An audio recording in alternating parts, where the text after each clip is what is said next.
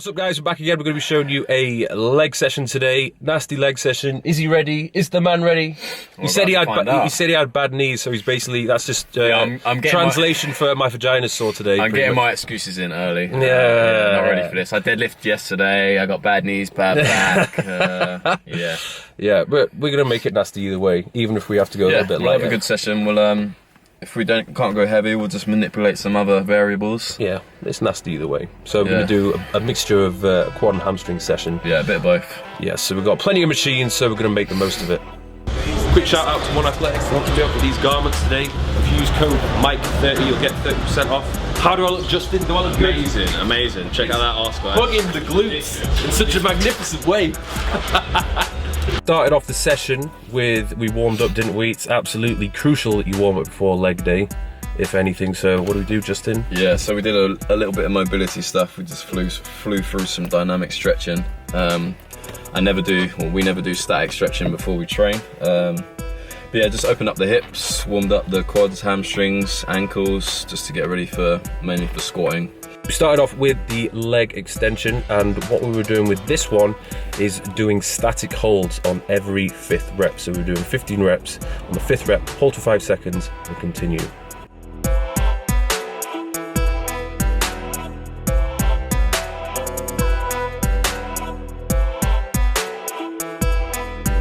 Once we'd done around 3 sets of that, we went on to front squats. Yeah, we did some big old front squats.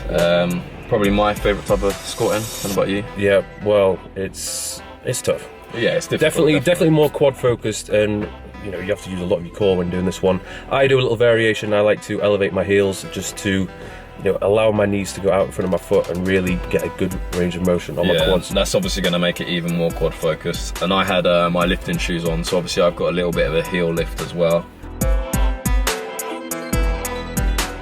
We've moved on to the leg press. Yes, yeah, we did leg press, and we changed this up a little bit, didn't we? Yes, so instead of actually counting reps, we were counting the time. So we were doing a tempo with 3-second negative, coming up to the top. We're basically not stopping at all. We're constantly trying to keep that constant tension, trying not to lock out or stop at the bottom, which is pretty difficult when you get to the end of the set. Obviously, you're trying to cheat a little bit and take that rest at the end of each rep. But yeah, and we were doing it for 1 minute on. So it was pretty much 1 minute on, and then we swapped over. Just straight in. Do 1 minute, then we'd swap over again. So it was tough.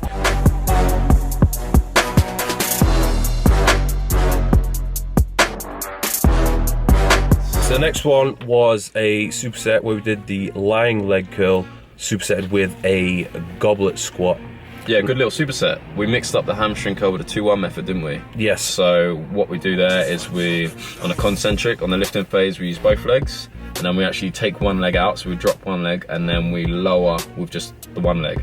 So the eccentric phase where we're stronger, we can really overload, so you've got sort of double the weight, rather than using both legs. Nasty. And then straight onto that was just the goblet squat, going nice and low, really trying to focus the tension on the glutes and the hamstrings. Yeah, nice wide foot placement and just really squeezing the glutes.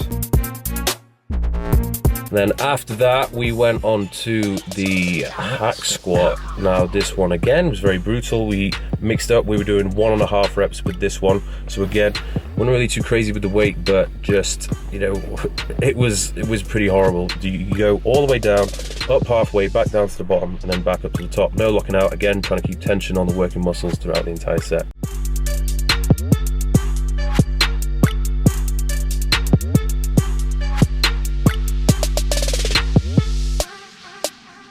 You gotta make sure you're not bouncing, nice controlled descent, and yeah, it was horrible. We had barely any weight on there. Nah, it was tough.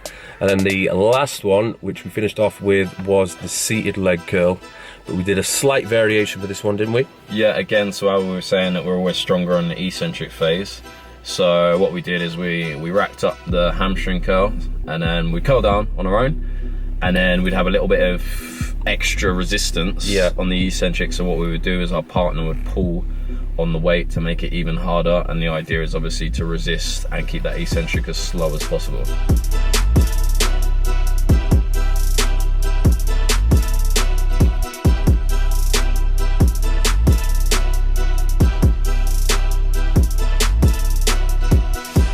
So then once we finished the session, we just did a little bit of a cool down. This is, you know, it's optional, but it's probably advised that you do some form of cooling down.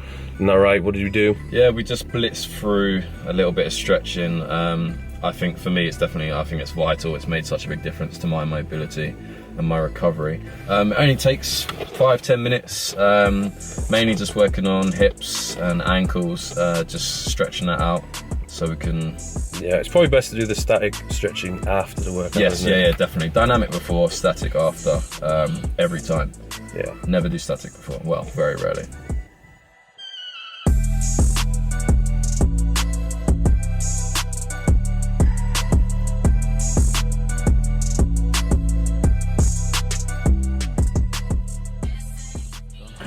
So there we have it, guys. Nasty leg session. Lots of volume, lots of work. Yeah. How did you find it? Yeah, it was a good session. Did some different stuff there. Felt really good. Yeah. So we've got one more session to go, which is the pull day. It's going to be a bit of back and biceps. That is soon to come. Stay tuned for that one. Thanks again to One Athletic. I know I mentioned them before. Check them out. 30% off. Use code Mike30.